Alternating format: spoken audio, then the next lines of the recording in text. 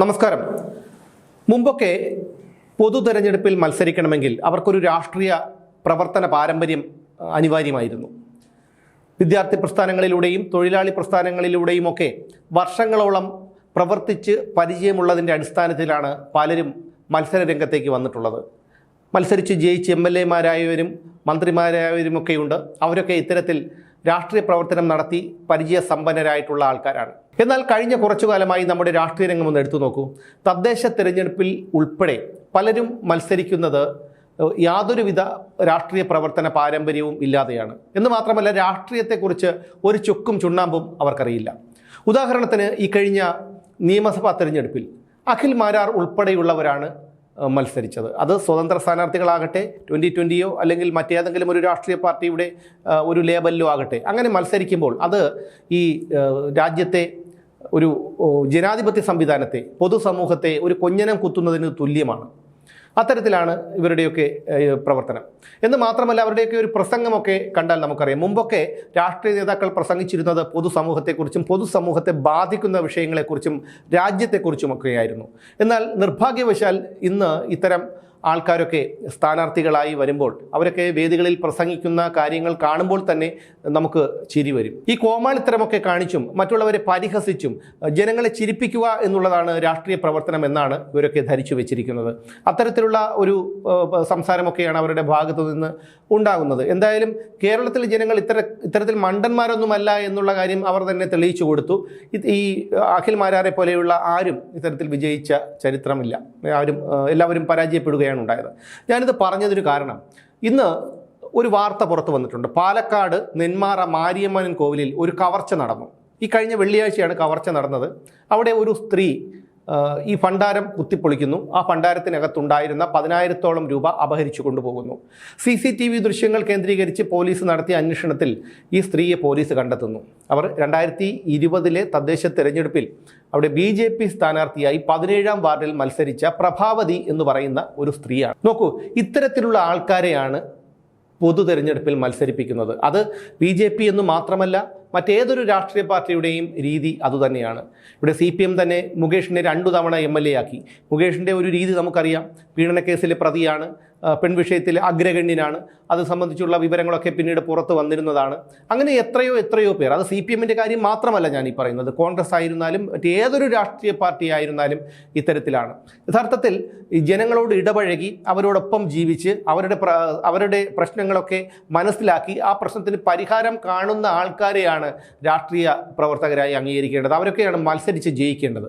അവർക്ക് മാത്രമേ ഇത്തരത്തിൽ പ്രവർത്തിക്കാനും പൊതുസമൂഹത്തിനു വേണ്ടി എന്തെങ്കിലുമൊക്കെ ചെയ്യാൻ കഴിയൂ. അല്ലാതെ ഒരു സ്ഥലത്ത് വിജയ സാധ്യതയുണ്ട് എന്ന് കരുതി അവിടെ ഇത്തരത്തിലുള്ള കള്ളന്മാരെയും കൊള്ളക്കാരെയും ഒക്കെ പിടിച്ച് മത്സരിപ്പിക്കുമ്പോൾ അത് ആ രാഷ്ട്രീയ പാർട്ടിയുടെ വിശ്വാസ്യത തന്നെ നഷ്ടപ്പെടാനിടയാക്കും. അതാണ് ഇപ്പോൾ പാലക്കാട്ടും സംഭവിച്ചിരിക്കുന്നത്. പ്രധാനമായും BJPക്ക് ഇത്തരത്തിലുള്ള കാര്യങ്ങളിലൊക്കെ അവർ വളരെയധികം ശ്രദ്ധ കാണിക്കുന്നവരാണ്.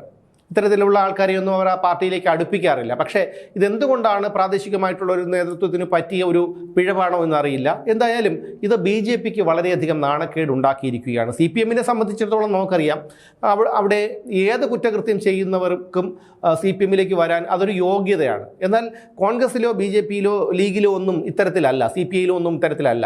അത് CPM-ൽ മാത്രം കണ്ടുവരുന്ന ഒരു പ്രവണതയാണ്. പക്ഷേ ഇപ്പോൾ ഈ സംഭവിച്ചിരിക്കുന്നത്, ഇതുപോലെയുള്ള ആൾക്കാരെ ഏത് രാഷ്ട്രീയ പാർട്ടിക്കാരായാലും മാറ്റി നിർത്തണം.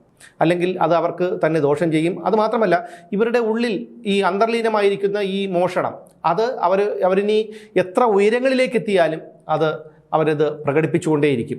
എന്ന് മാത്രമല്ല, ഈ സ്ഥാനാർത്ഥികളെ തിരഞ്ഞെടുക്കുമ്പോൾ ആ സ്ഥാനാർത്ഥിക്ക് അതിനുള്ള യോഗ്യതയുണ്ടോ എന്ന് ചിന്തിക്കണം. ഇവിടെ അതൊന്നുമില്ല. ഇപ്പോൾ അഖിൽ മാരാർ, ഞാൻ ഒരു പെട്ടെന്ന് മനസ്സിൽ വന്നൊരു കാര്യം പറഞ്ഞു എന്നേ ഉള്ളൂ. അഖിൽ മാരാർ, പിന്നെ ഒരു ലക്ഷ്മി നായർ എന്താണ് ആ സ്ത്രീയുടെ പേര്, ഒരു സിനിമ താരം മത്സരിച്ച് തോറ്റിരുന്നു. അവരൊക്കെ ഈ നാടിന് വേണ്ടി എന്താണ് ചെയ്യാൻ കഴിയുന്നത്? അവർക്കൊക്കെ എന്താണ് ചെയ്യാൻ കഴിയുന്നത്? അവരൊക്കെ പെട്ടെന്ന് സെലിബ്രിറ്റികളായവരാണ്. അവരെ സംബന്ധിച്ചിടത്തോളം അവരുടെ വിചാരം, അവരെയൊക്കെ ഈ ഒരു മത്സര രംഗത്തേക്ക് കൊണ്ടുവരുമ്പോൾ അവരുടെയൊക്കെ ഒരു ബോധ്യം എന്ന് പറയുമ്പോൾ തങ്ങളെന്തോ വലിയ സംഭവമാണ് എന്നുള്ള മട്ടിലാണ്. അതിന് ഉത്തരവാദികൾ ഈ രാഷ്ട്രീയ നേതാക്കൾ തന്നെയാണ്. എത്രയോ പ്രവർത്തകർ പാർട്ടികൾക്ക് വേണ്ടി പോസ്റ്റർ ഒട്ടിക്കാനും മുദ്രാവാക്യം വിളിക്കാനും സമരം ചെയ്യാനും ഈ കേസിലൊക്കെ പെടാനും ഒക്കെ നടക്കുന്നു. അവരെയാണ് യഥാർത്ഥത്തിൽ ഇത്തരത്തിൽ മത്സരിപ്പിക്കേണ്ടത്.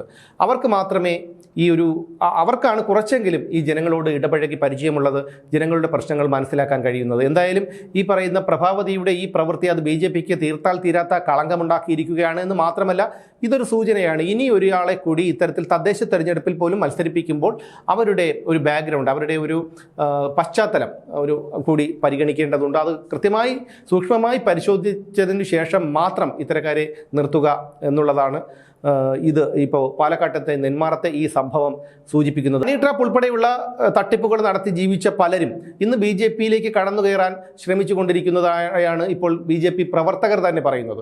അതിൻ്റെ ഫലമായിട്ടാണ് അവരൊക്കെ ഇപ്പോൾ BJP നേതാക്കളെ അധിക്ഷേപിച്ചുകൊണ്ട് സമൂഹ മാധ്യമത്തിലൊക്കെ പോസ്റ്റുകൾ ഇടുന്നത്. ഇതൊക്കെ വലിയ ഈ BJP നേതാക്കളോട് എതിരുള്ള ആൾക്കാർ ഇതിനെയൊക്കെ സപ്പോർട്ട് ചെയ്യുകയും ചെയ്യും. ഇതിന് മറുപടി കൊടുക്കാൻ അവർക്ക് കഴിയില്ല. കാരണം ഇത്തരക്കാർക്ക് മറുപടി കൊടുത്തു കഴിഞ്ഞാൽ അത് അവരെ സംബന്ധിച്ചിടത്തോളം നാണക്കേടാണ്. ഈ മറുപടി കൊടുക്കുന്നയാളിനെ സംബന്ധിച്ചിടത്തോളം നാണക്കേടാണ്. അതുകൊണ്ട് BJP നേതാക്കൾ വളരെയധികം ശ്രദ്ധ പുലർത്തേണ്ടതുണ്ട്. ഇത്തരത്തിലുള്ള പുഴുക്കുത്തുകൾ ഈ പാർട്ടിയിലേക്ക് കടന്നു കയറിയാൽ അത് പാർട്ടിക്ക് ഭാവിയിൽ ദോഷം ചെയ്യും എന്നുള്ള കാര്യം ഉറപ്പാണ്.